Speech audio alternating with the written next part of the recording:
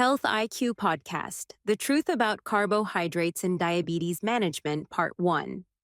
Are you confused about carbs? Today, we will be learning about carbohydrates and sharing important information for people with diabetes.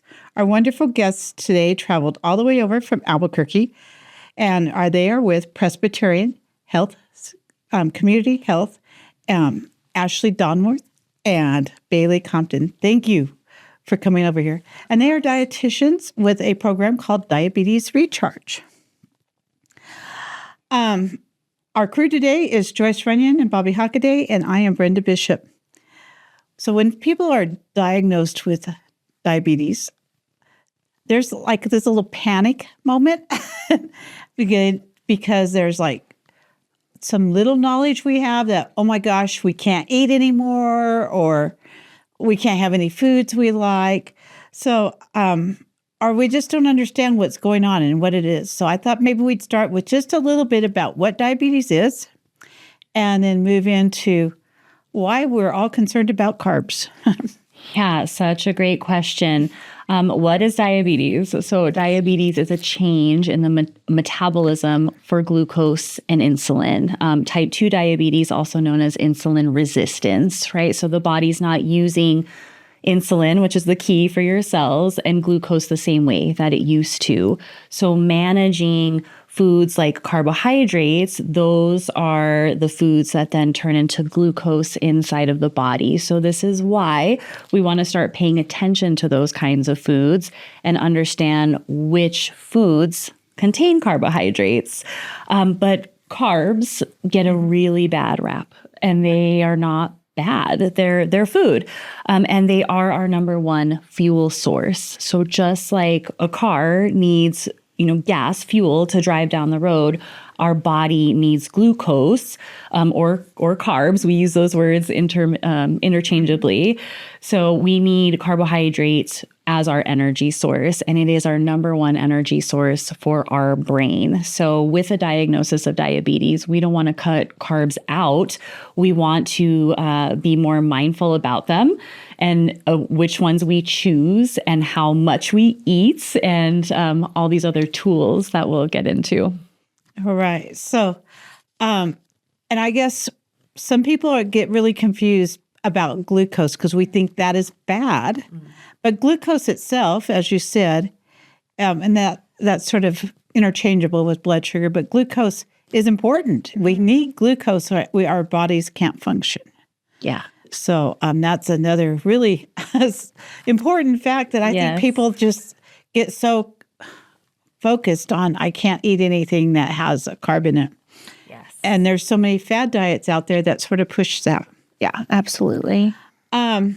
So there are different types of foods that have carbs and all different levels. So why don't we talk just, sort of what foods have most carbs and just sort of give us a little primer on carbs. Yeah. Do you want to start that? Yeah. So with carbs, it's anything that contains a carbohydrate, carbohydrate, and then it turns into glucose, like Ashley was saying. So things like potatoes, corn, bean, anything made out of wheat. So like pastas, rice, breads, anything like that is going to have a carbohydrate in it. And you'll notice on food labels that they'll say carbohydrate and they'll say the amount of carbohydrate next to it. With carbs, not every carb is created equal. So there's different kinds of carbs. So there's some carbs that might spike our blood sugar a little bit more than others. So kind of looking at that can be really beneficial to figure out which carbs have more fiber in it and which carbs have less fiber in it. So if we are looking at something like a piece of white bread, that's not going to have a ton of fiber in it. But if we have something with whole wheat,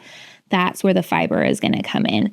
So it can be really beneficial to look at this because fiber doesn't spike our blood sugar. Mm-hmm. That's the biggest thing with fiber. That's why it's so, so important. So thinking about whole wheat bread, it's going to have fiber in it. And when we talk about fiber, what is fiber? So it's actually not digestible in our bodies. So it doesn't cause our bodies to spike our blood sugar. So anytime we have carbs, our blood sugar is naturally going to increase. So it's going to have a little spike just naturally. But then when we have something with fiber in it, it's going to kind of have a little bit more of a curve instead of a spike. So our blood sugar isn't going to spike as much because our bodies don't digest it as quickly. So that's why it can be really beneficial to have fiber just in our diets and in general. So when you're kind of looking at just different food brands or looking at kind of what options should your carbs be, because you need to have carbs. They're not all created equal. Some carbs are going to have more benefits to us than others. Doesn't mean you can't ever have, a piece of white bread or French bread or whatever. Doesn't mean you can't have it, but making options of having more of whole wheat in your diet can be really beneficial overall. So that's sort of an important fact that we can have foods that we like as long as we just sort of know what's in them. And if I remember back to my nutrition days, all foods have carbs and fat and protein in them. It's just at different levels for each carb. So we just need to know which ones are the highest. And so you've sort of mentioned it, but just so we go back over that, what food group type foods are the highest? In carbohydrates. Yeah, absolutely. So if we are looking at vegetables, so things like carrots are going to be lower in carbohydrates versus things like beans are going to have carbohydrates. So just because it's a vegetable doesn't mean that there's no carbs in it. Some vegetables do have carbs, like potatoes, corn, beans. All of those are going to be vegetables that have carbs in it. And then also bread, pasta, tortilla. Anything else to add? Any kind of bread-like product will have carbohydrates. Also, fruit. All fruit contains carbohydrates. That's one that shocks a lot of folks is because they're like, oh, fruit's healthy. It is healthy. It has so many vitamins in it. It is so healthy, so beneficial for our body, but it does break down into a carb. Also, dairy products, yogurt, milk, ice cream contain carbohydrates. And then, of course, sweets. Yeah, right. Cookies, cakes, pies. And then just to say again, it doesn't mean that these foods are bad. They just contain carbohydrate. That means they can affect your blood sugar. Doesn't mean it's bad. It's just information that we use to make food choices. Right. And we can have that if we're not eating a whole bunch of it. Portion control. Absolutely. Yes.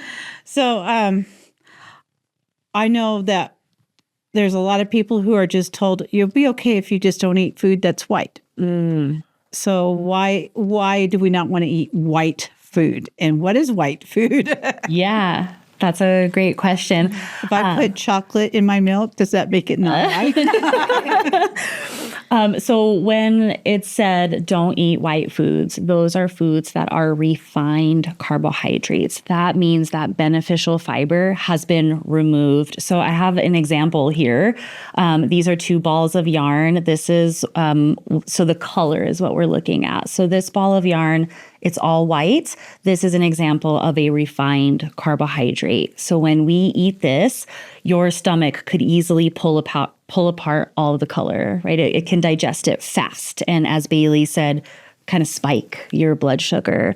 Whereas this ball of yarn, it has multiple colors inside of it. So this is a representation of fiber. When it goes into our stomach, it's like our body has to take its time pulling out the different colors, which slows down the digestion. So we don't get a spike in our glucose. It's more of a steady, like gradual raise in your blood sugar. So white foods like white bread, white rice, white pasta, white potatoes, they are a more simple carbohydrate, so they can spike your blood sugar a little bit more, which is how that came about, like avoid eating white carbohydrates versus those that are what we would call a complex carbohydrate, something that has more fiber in it. And also, fiber foods are usually foods that have other nutrients with them that we need. Definitely. More vitamins and minerals come out of our whole grains. More of your B vitamins, letter B. Those are the energy vitamins, important for your nervous system and giving you energy. We get more protein here. There's some iron. There's more nutrition when we're eating foods that are fiber rich versus these kind of simple carbohydrates. And sort of like when they make a grain that is not whole, they take out the really good parts, the parts that make like the plant grow and all that.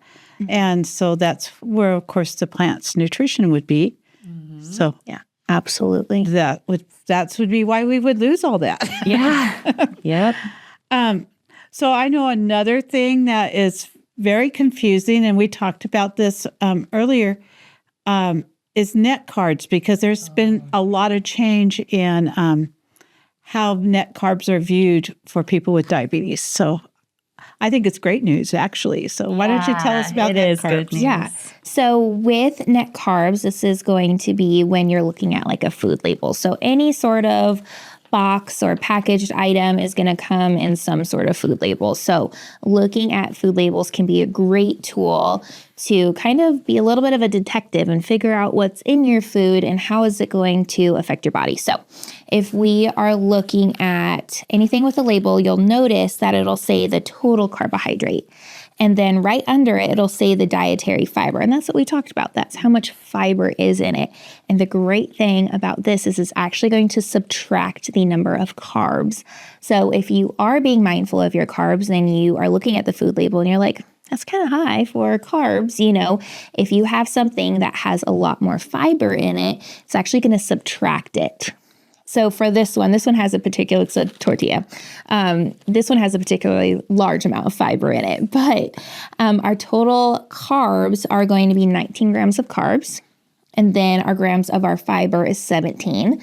So if we do 19 subtracted by 17, it's only going to be 2 net carbs.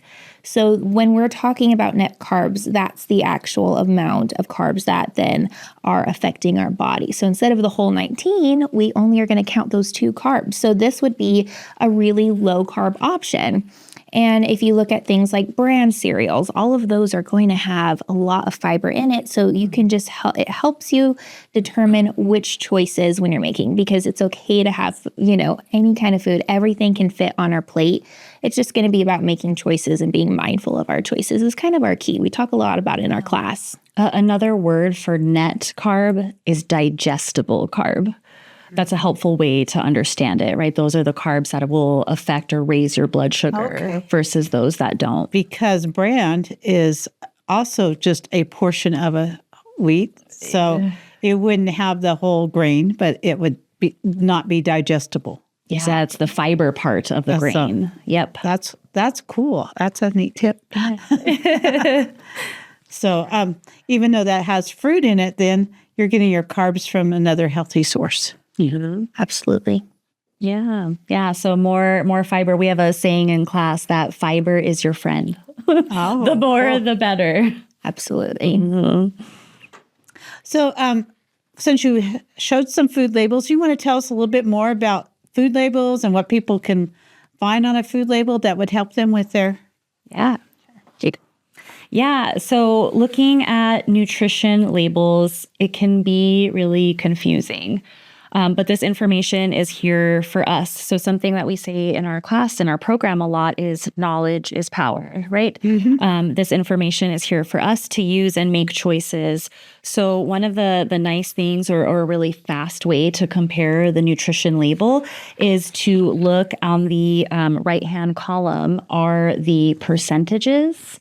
So those percentages are based on the daily value, a 2,000 calorie diet. But what is useful for us to know, a really quick way to compare is the number 5. So anything that's 5% or less is low in that nutrient. And anything that's 20% or more is considered high in that nutrient. And that goes for anything. If we're trying to compare total fat content, sodium content, I'm looking at total carbohydrates, you can use those percentages to give you that baseline. Is this high or is this low in this food product? So 5% is low, 20% is high. So it really gives you that baseline to helpful when you're making choices for products. So several years ago, they changed the label and they added total sugars and added sugars. Can you talk a little bit about that part of a label that people should maybe think about? Yeah. The difference between total and added?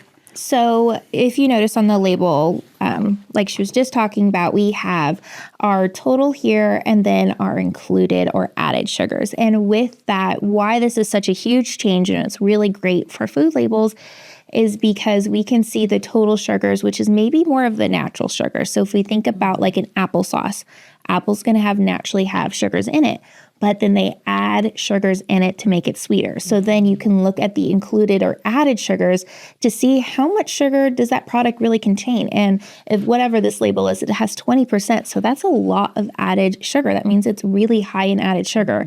So it can be beneficial, again, when you're comparing products to maybe find something that has less added sugar in it because then it has less simple sugars. And that's what Ashley was talking about here is that any added sugars are going to be more simple sugars versus the total sugars are going to be more complex because it's going to come from the fruit or from the grain or whatever wheat. That's going to just come more naturally versus these ones are added into our food. Really great to look at that. Like I said, being a detective, some of these food labels, they're so hard to understand, especially when they have words that nobody can pronounce some of those words on a food label, so it's really just interesting to look at it and kind of see how it can be beneficial and not be too complicated and make it easy for you when you're at the store making choices. Definitely. So you talked a little bit about the fiber and things not breaking down in your stomach so quickly. That got me thinking about cooked versus raw food or mashed potatoes versus a baked potato. Is there a difference in how our blood sugar spikes with those kinds of foods? Yeah, that's a great question. Yeah, definitely a difference when we compare mashed potato to a baked potato because we're getting the skin on the potato, and that is where fiber lives, right? Mm-hmm. So when it comes to fruits and vegetables, when we cook them, you can lose a little bit of nutrition. Some vegetables, when you cook them slightly, you can actually absorb more nutrients. So everything's different. But I would quickly mention what's called resistant starch. Have you heard of that? Mm-hmm. I have not. So resistant starch is really interesting. It's when you cook a grain like pasta or rice or potato, let it cool, and then eat it at a later time, that carbohydrate that is in the food product, it changes and becomes more like a fiber molecule. So if you were to cook rice, cool it, eat it later, it doesn't spike your sugar as much. Wow. Resistant starch. So we could have white rice instead of cauliflower rice. Yep, cook it, and then eat it tomorrow. Yeah. So I was, thinking in terms, we had a lady who spoke about our health starting from our gut, and she talked about the importance of chewing food. Ooh. And that if it's mashed, it's already been, that first step. And so it would reach our stomach faster. So would that make our blood sugar spike faster if it was a mashed potato, even if you mashed it with the skins? Yeah. Did you want to touch on that? So anything that, like if it's a liquid, our bodies are just going to process it faster. Exactly. So with digestion, our bodies are a wonderfully complex system. We are made to, process foods in a certain way. So when we chew them, there's saliva that already starts to break down certain carbs. And then when it's in our stomach, it does a certain process and into our intestines. So anything that's maybe like mashed potato versus like a baked potato, it's already kind of processed a little further. We've already kind of mashed it a little bit more. And then it will go through our body a little bit quicker, especially if we have like juice or anything like that. Yeah. it's going to spike our blood sugar a lot faster than if we have orange versus orange juice because, again, the fiber, dietitians love fiber. Yeah, we do. But with that, since if orange juice is more processed than an orange, it's going to spike our blood sugar quicker. So anything that's mushed or processed or blended is going to spike our blood sugar a little bit more. And when you brought that up, it made me think of smoothies. Like eating the fruit versus drinking a smoothie is it can really spike your sugar faster because it's broken down a little bit. So yeah. So we all love those smoothies or milkshakes too. Absolutely. So I had a thought and then it went away. So the other thing I was thinking of is, it went away. So that's okay. It's okay. It'll come back. Yes, it will. Oh, portion size for carbohydrates. That's what it was. Is we know that portion size is probably important. So what is a serving size of a carbohydrate food? It's a great question. Yeah. It's all about moderation. We've mentioned that before, is you can still have everything on your plate that you want to, but it's going to be the size and the amount that you have that is going to be beneficial. So for some folks, having more of a portion control in different ways can be beneficial. Some, it might be just identifying carbs. It kind of just depends on what works for you.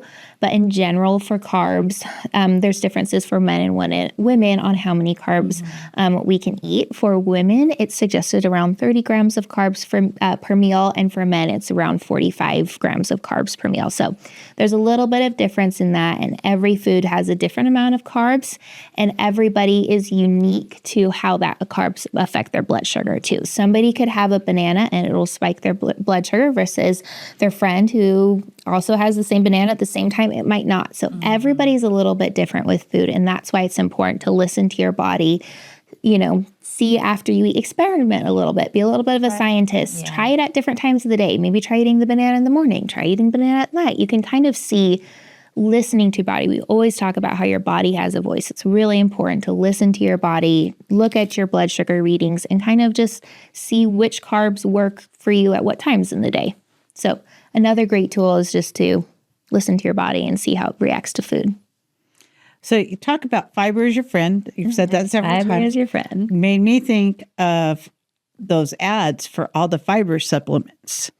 Is that also included in this diabetes management, or does it really not help? It's not harmful. Supplementing with fiber like Metamucil, Benefiber, sure, is a great way to add more fiber into your diet. So how much do you need daily? It changes. It's different for men and women. So women up to the age of 50 need about 25 to 30 grams of fiber per day. Men have higher needs. Up to the age of 50, it's about 30 to 38 grams per day. So that can sometimes be challenging to get to those numbers. So choosing whole grain foods is going to get us there, like oats, beans, nuts, seeds, and then eating more fruits and vegetables. The recommendation is to get between 5 to 10 servings per day of fruits and vegetables, which is also a challenge for folks. So adding a supplement isn't harmful to get to that fiber level. And then after 50, does that amount go up?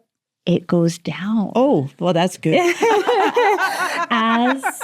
As we age, our digestion slows down. So the fiber needs drop down. You don't need as much. But a good thing to mention too is as you are increasing your fiber intake, you also want to be very mindful about increasing your fluid intake. Drinking more water. Your GI system is one big tube. It needs lubrication for things to move through. So fiber is great. It helps things move through, but it needs water. It pulls water into the gut for things to move through. So have more fiber. Make sure you're drinking more water. So I just looked at our time, and we are almost out of time, and we have so much more to talk about when it comes to planning meals, because we've only talked about carbohydrates. Absolutely. So we will have a second episode, but please join us for part 2. During our next episode, we'll learn how to plan these meals. and help us manage our blood sugar. Diabetes Recharge is a free virtual education and support program that is designed to help newly diagnosed diabetics learn more about diabetes and how to manage it. The program offers group, individual, and ongoing sessions to support your unique needs, including nutrition, understanding your blood sugar readings, label reading, meal planning, physical activity, preventing complications, and managing your medications.